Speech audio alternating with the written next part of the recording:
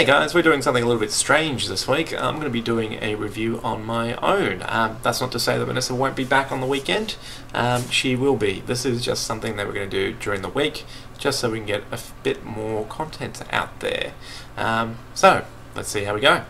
I'm going to be talking about Channel 0 Candle Cove this week. If you guys haven't seen it, it is a anthology horror or horror thriller mystery series, started in 2016. They're only 6-episode long seasons, sorry, and the first one being Channel 0 Candle Cove. I found it a really eerie kind of series that reminded me a lot of Village of the Damned and Silent Hill. There's a lot of themes borrowed from those two pieces of works,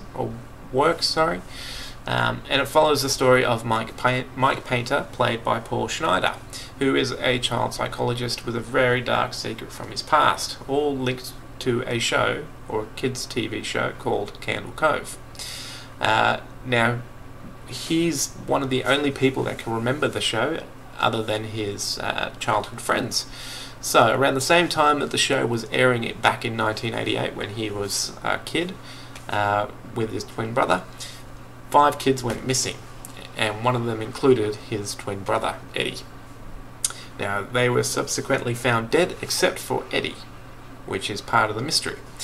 The music in the show, if I can go a bit like point by point, I found it really well used. There's a lot of ambient noise that kind of grows, and that really creepy kind of low hum. It's used really, really well throughout the entire show. But there is no real point in the show where it's jump off your seat scary, because I don't think that's the intention. It is just something meant to creep you out. Like, costuming is another thing that we'll touch on later. That was really well done. But the use of shots as well. So a lot of static shots on characters, so dead on, straight on.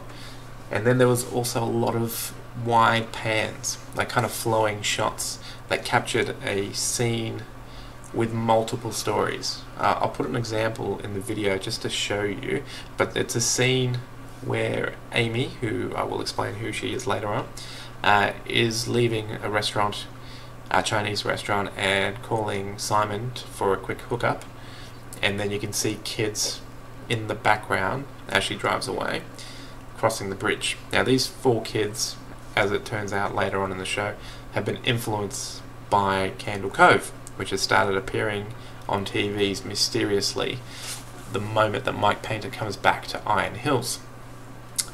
Now, when he returns to Iron Hills, he's brought back because he has a vision, or he's had an incident where he's having nightmares and he's being, like, called back to Iron Hills for some reason, which you find out in the end. But the show starts appearing again only to children, and the children from the past that saw it, and it starts influencing a new generation of kids to do really creepy shit and some pretty bad things too. Now, the show, because it's set in 2 different times, switches from past and present a lot, which I kind of felt it was enough to be okay, but not annoying. But it almost was annoying, because I kind of understand that they need to set up what happened in the past to kind of influence what's going to happen in the future, which I can understand, but it almost was too much. Almost. I found the events in the present more interesting than the past, so they could have used a little bit less. I don't know how they would have done it to introduce the story though, but anyway, let's just ignore that part.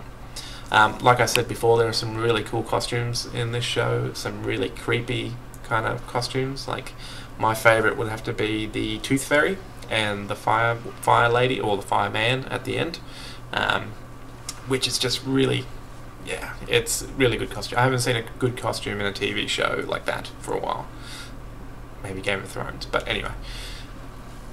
The Tooth Fairy is a cool guy, or it's a cool costume, because it's basically a guy covered in teeth. Which in the end turns out to be Eddie, which is Mike Painter's twin brother. I won't give away too much about the show, because I really do think you guys should watch it. it is an interesting costume. Like it's on the front cover of the season DVD, I believe, or when you see it online, it comes up with the Tooth Fairy face. But I kind of didn't understand the teeth that much.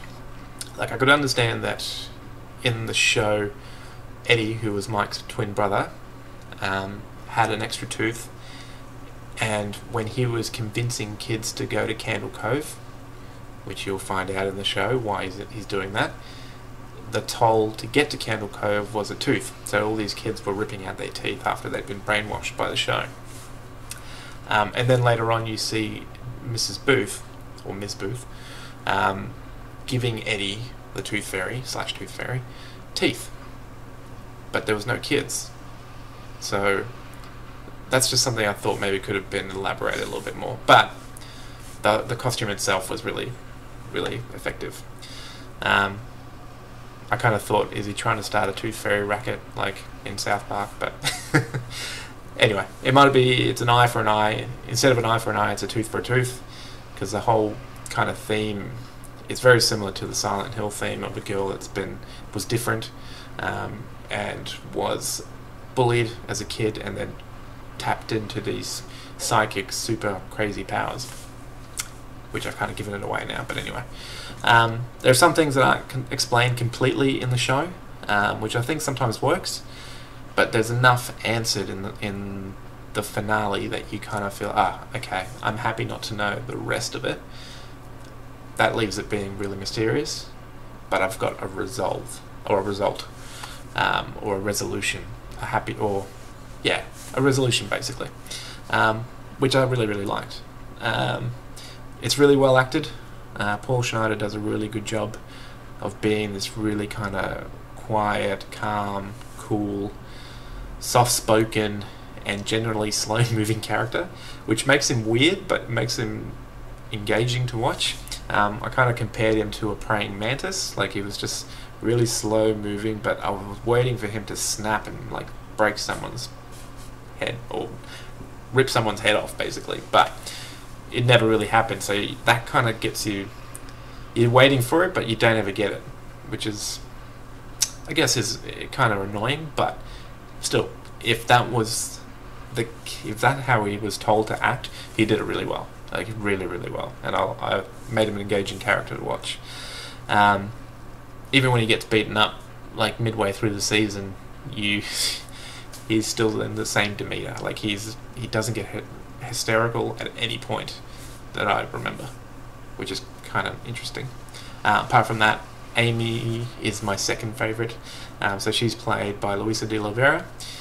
So she's playing the second in the command for the sheriff, who becomes the acting sheriff when the sheriff kind of loses his reasons, loses his logic, I guess. He goes and beats up Mike Painter, because he believes Mike Painter was responsible for the murders from 1988, which we all find out to not be true.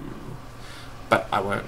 I've given enough away already. It's a really cool show. I really liked it. I'm actually watching season 2, which I'm not finding as engaging. That's called Channel Zero No End House. I think it's No End House. Yes, the No End House. But yes, really, really cool show. The first season. Second season, like I said, interesting. Like, it's definitely like the American Horror Story anthologies. It's always set in a different place with different themes. But yeah, I really enjoyed this one. I hope I haven't given it too much away for you. Definitely recommend watching it. But like I said, don't forget to leave some comments, likes, dislikes, subscribe if you really like it. But like I said, Vanessa will be back on the weekend and we'll talk movies again. But if you have any questions or any comments, feel free to send them through. We have our Facebook page set up, Tumblr, and our Instagram, I think, is up now as well. So, like I said, have a good weekend. Have a great day. Bye. Whoops, I forgot the rating. So, I want to rate this show 6. I enjoyed it, but it wasn't groundbreaking. See you next week. Alright, so I've just finished my first review on my own. Did you like it? Yeah, probably not. Anyway, I'm going to be doing a lot more of these coming up in the next couple of weeks, because we have a lot of things that we want to cover. Not just movies, we want to do TV series. Like if you haven't already seen, we did Altered Carbon, which was a really good TV series. But we want to do games, books, and anything that anyone would suggest that we get into, because we're always looking for cool things to get into, to explore. I know for me, but myself, once I get into something, I want to explore the lore, like get into the world, and immerse myself in something really, really cool. It used to be something along the lines of Star Wars. Like Star Wars was something that I read the expanded universe books, the comic books, played the games, watched obviously the movies, the TV series like Rebels, Clone Wars, and I kind of feel that's going to stop now with The Last Jedi. I know it's a bit of a trope now, everyone hating on The Last Jedi. There's not many people actually going out there saying they like it, and the people that do, I can respect their opinion. I'm happy that they could get some enjoyment out of it. I'm just sad that I can't share that enjoyment, considering everything from the past that they've just completely doesn't exist anymore. Let's just do something really weird and effed up with Star Wars. Let's appeal to a generation that's not going to get into the lore like all the previous generations did, because that makes sense as a business. Anyway, I got off sidetrack there. You can see how much it still hurts, but yeah, always guys, give us some feedback. If you want to see anything that in particular that you want us to cover, let us know and we'll do our best to get to it. But apart from that guys, have a great week and thanks for tuning in.